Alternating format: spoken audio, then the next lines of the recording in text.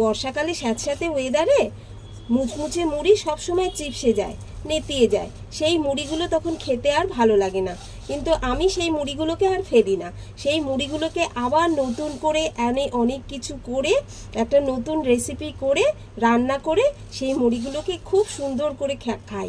সেই প্রসেসটাই আজকে আমি দেখাই, ভাবলাম তোমাদেরকে শেয়ার করি, দেখো তোমরা তাহলে। তো প্রথমে গ্যাস জ্বালাবো, কড়াই দেব, কড়াইতে তেল দেব, অল্প একটু তেল দেব,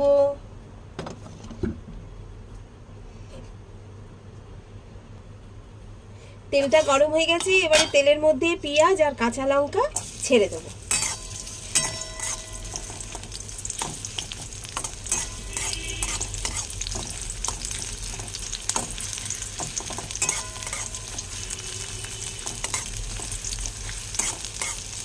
এইরকম ভাবে মুড়িটা খেলে না খুব সুন্দর লাগে খেতে। বন্ধুরা তোমরা একবার করে খেও, দেখো কি মজা লাগে খেতে।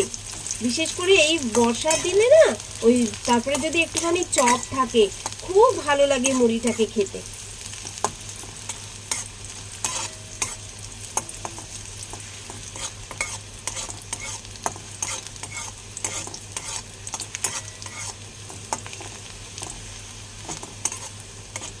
তেলটা একটু বেশি পড়ে গেছে, আমি তেলটা একটুখানি কমিয়ে দিচ্ছি। এইটা ভাজা ভাজা হয়ে এসছে।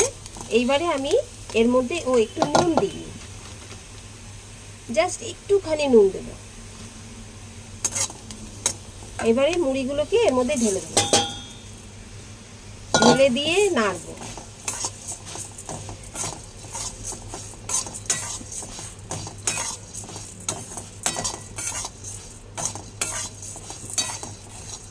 এর মধ্যে আরেকটা জিনিস কিন্তু দেব,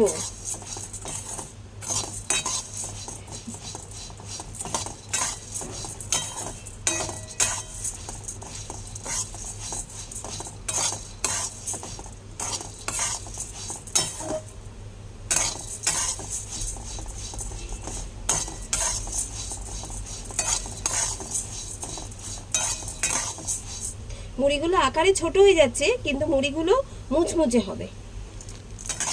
মুড়িগুলো এখন ভাজা ভাজা হয়ে এসছে। এবার দেখবো মুড়িটা মুচমুচে হয়েছে কিনা, একটুখানি তুলে নিয়ে দেখি। এটা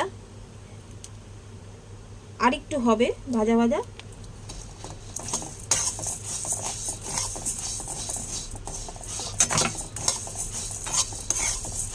এইবারে লাস্ট মোমেন্টে একটু আলু ভাজা দেব এর মধ্যে।